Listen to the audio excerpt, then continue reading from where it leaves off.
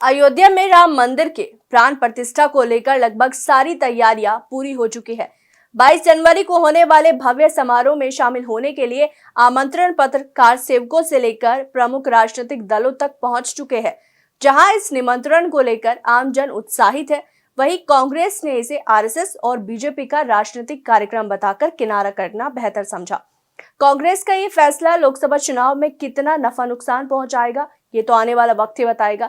लेकिन इस फैसले को लेकर सियासी जानकारों का मानना है कि कांग्रेस का ये निर्णय कांग्रेस के लिए आत्मघाती साबित हो सकता है।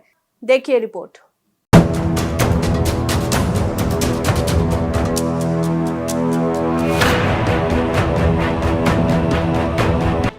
राम मंदिर के न्योते को अस्वीकार करने के बाद कांग्रेस पर बीजेपी खेमा हमलावर हो चुका है। बीजेपी जहां कांग्रेस को राम विरोधी और हिंदू विरोधी साबित करने की कोशिश कर रही है, वहीं कांग्रेस कार्यक्रम का हिस्सा नहीं बनने को सही ठहराने की जुगत में लगी है। कांग्रेस इसे बीजेपी का चुनावी स्टंट साबित कर कार्यक्रम में शामिल नहीं होने के फैसले से पार्टी की साख बचाने का प्रयास कर रही है। राम मंदिर के प्राण प्रतिष्ठा समारोह के आमंत्रण मिलने के बाद कांग्रेस के बड़े नेताओं ने इसे धार्मिक समारोह में शिरकत करने से इनकार कर दिया। इन नेताओं में सोनिया गांधी, मल्लिकार्जुन खड़गे, अधीर रंजन चौधरी जैसे नेता शामिल है। कांग्रेस के इस कदम से जहां बीजेपी कांग्रेस पर हमलावर हो गई, वहीं कांग्रेस भी दो धड़े में बटी नजर आ रही है। हालांकि बहिष्कार करने वाले नेताओं ने इसे व्यक्तिगत फैसला कहा, साथ ही ये भी साफ किया कि पार्टी के जिस भी सदस्य को इसमें शामिल होना है, उन पर किसी भी तरह की कोई रोक नहीं, वो अपनी इच्छा से निर्णय ले सकते हैं। पहले अगर आप पेपर निकाल के देखेंगे तो मई 6 तारीख को स्टेटमेंट दिया प्रेस कॉन्फ्रेंस में, आपको कहा, और वो 7 तारीख आपने प्रिंट किया। उसमें स्पष्ट है, मेरा जो पर्सनल है या मुझे जो आया है उसके बारे में मैं बाद में कहूंगा। और जहां तक सवाल है, जो आस्था रखने वाले लोग हैं वो आज भी जा सकते हैं, कल भी जा सकते हैं, परसों भी जा सकते हैं। ये आप ही के पेपर में आप पढ़ लीजिए। मैं ये तो 6 तारीख क्लियर किया हूँ, फिर भी उसको पलट पलट के हम पे इतने वार करना ये ठीक नहीं है। ये एक कॉन्स्पिरेसी है बीजेपी की, और बीजेपी यही मुद्दे को बार बार उठा रही है। लेकिन बीजेपी इसे पार्टी का ही फैसला बताकर कांग्रेस को कटघरे में खड़ा करने का प्रयास कर रही है। कांग्रेस का समारोह में शामिल नहीं होने का फैसला लोकसभा चुनाव में पार्टी को कितना फायदा पहुंचाएगा, ये देखने की बात होगी। लेकिन जानकारों का मानना है कि कांग्रेस का ये कदम चुनावी रणनीति का हिस्सा है। ये फैसला कांग्रेस को न तो हिंदू विरोधी साबित करेगा और न ही मुस्लिम समुदाय का कांग्रेस से विश्वास डगमगाएगा। कांग्रेस बिना शामिल हुए सॉफ्ट हिंदुत्व का चोला पहन सकती है। समारोह में शामिल नहीं होने के फैसले कांग्रेस में संतोष। कांग्रेस के बड़े नेताओं का समारोह से दूरी बनाने का फैसला कांग्रेस पार्टी के कई नेताओं को रास नहीं आ रहा। कांग्रेस नेता आचार्य प्रमोद कृष्णम ने फैसले का विरोध जताते हुए कहा कि राम किसी एक पार्टी के नहीं, हमारी लड़ाई राम मंदिर या अयोध्या से नहीं, बीजेपी से है। कुछ लोग कांग्रेस को वामपंथी रास्ते पर ले जा रहे हैं। भगवान की बड़ी कृपा है कि भगवान राम अयोध्या में आए, उनकी जन्मभूमि का मंदिर बन के पूरा हो रहा है। उनकी जन्मभूमि का मंदिर जिसका उद्घाटन 22 जनवरी को हो रहा है, और भगवान राम जहां कल्कि के रूप में आएंगे, यहां भगवान श्री कल्कि का धाम बनना शुरू हो रहा है। 19 फरवरी को भगवान के होने वाले अवतार श्री कल्कि नारायण का धाम, श्री कल्कि धाम का शिलान्यास प्रातः 11 बजे होगा। हम देश के सभी शंकराचार्यों को, सभी रामानुजाचार्यों को, सभी रामानंदाचार्य को, सभी अखाड़ों के प्रतिनिधियों को, सभी संतों को, महात्माओं को, सभी राजनीतिक दलों के राष्ट्रीय अध्यक्षों को, देश की राष्ट्रपति को, भारत के प्रधानमंत्री जी को, भारत के गृह मंत्री जी को, उत्तर प्रदेश के मुख्यमंत्री जी को, हम सबको आमंत्रित कर रहे हैं।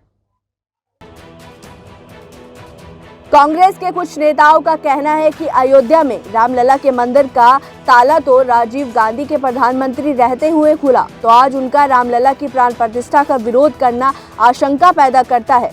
वहीं इस फैसले से असंतुष्ट नेताओं का ये भी कहना है कि राम मंदिर में प्राण प्रतिष्ठा का फैसला तो सुप्रीम कोर्ट के आदेश से हुआ, तो फिर इसे बीजेपी या आरएसएस का कार्यक्रम कैसे कहा जा सकता है। इसमें शामिल नहीं होने का फैसला पार्टी का गलत कदम होगा। कांग्रेस के बहिष्कार का फैसला कितना जोखिम भरा है? देखा जाए तो देश की हिंदू जनता में कांग्रेस की अपेक्षा बीजेपी की अच्छी पकड़ है, लेकिन कांग्रेस का भी प्रयास रहता है कि पार्टी की इमेज एंटी हिंदू वाली ना बने।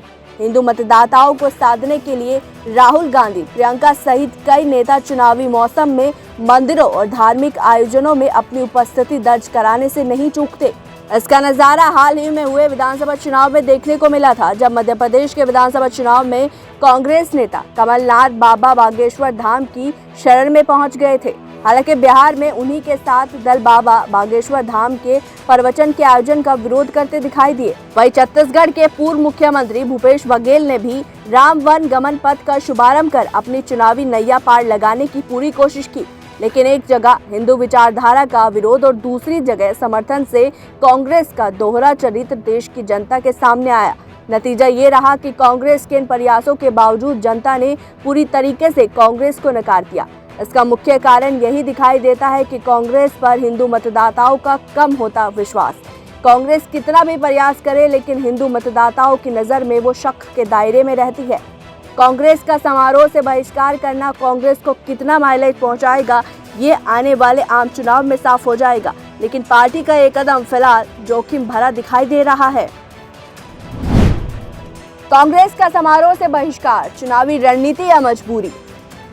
राम मंदिर के प्राण प्रतिष्ठा में शामिल होने का फैसला लेने में कांग्रेस ने काफी समय लिया।